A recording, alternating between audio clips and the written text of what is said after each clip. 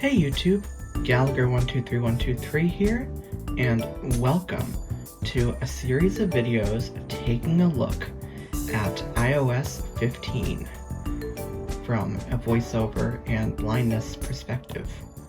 Yes, it is finally rolling out, and there is some awesome things to take a look at, and I'm excited to do that with you in this series. So in this first video, I'm just going to kind of summarize a bit of what is new. So there won't be really anything demonstrated in this one, but coming out very soon after this video, there will be several videos demonstrating some of the new features. So, what is new? Well, one of my favorite new features is focus. I have always liked Do Not Disturb. It's a nice way to kind of not be distracted by a ton of calls and notifications, but I've also found it to be a bit limiting.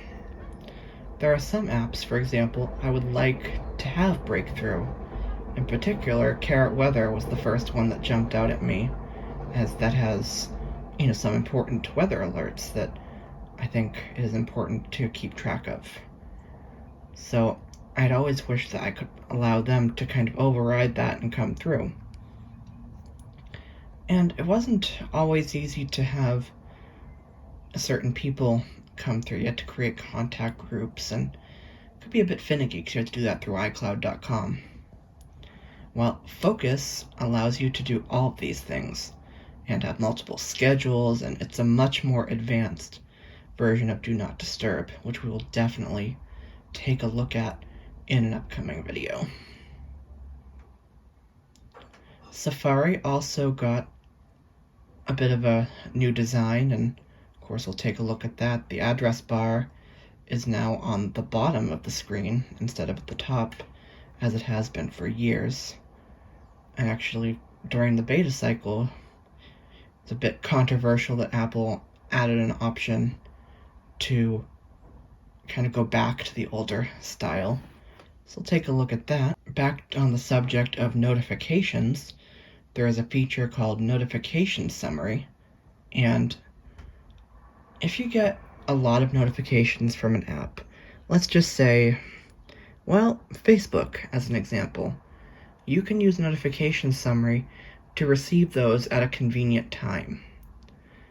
So you could set up, say, to receive a summary of Facebook notifications at 8 a.m., 6 p.m., and maybe one more at, say, 10 p.m. Or you could even just have the one per day. And all the notifications from that app will come through. One app I could actually see this being quite useful for is Clubhouse, as I found that sends a ton of notifications. The Weather app also has a bit of a new design, including easier access to weather alerts, and you can now get notifications from the app about precipitation starting and stopping and things like that.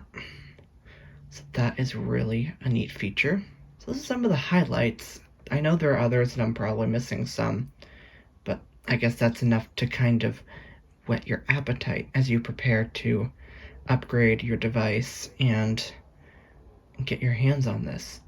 Now, there are a few features that you may remember that Apple announced during the event, but those during the WWDC event back in June, but some of those are not in this initial iOS 15 release, including SharePlay. It's probably one of the biggest ones. But overall, this is a nice update. Now, really quickly for VoiceOver, I'll just address a few things, although we're going to take a much deeper look in the next few videos. Immediately following this one, I'll take you on a tour of VoiceOver settings and show you where a few settings have moved and some new additions, so keep your eye out for that. So quick summary, you can now, if you're familiar with the Mac and the interacting concept, that has made its way to the iPhone, and that is kind of neat, so I'll show you that. And there is now a new way of adjusting settings that you use frequently called quick settings.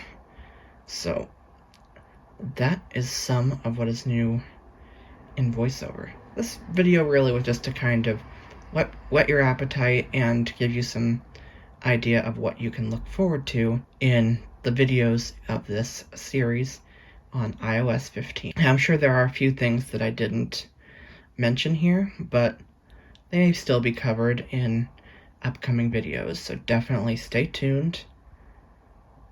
And I hope you are as excited as I am about iOS 15, and stay tuned to this channel for some actual demonstrations of the new features using the VoiceOver screen reader. So thank you for watching, and I will see you in the next video.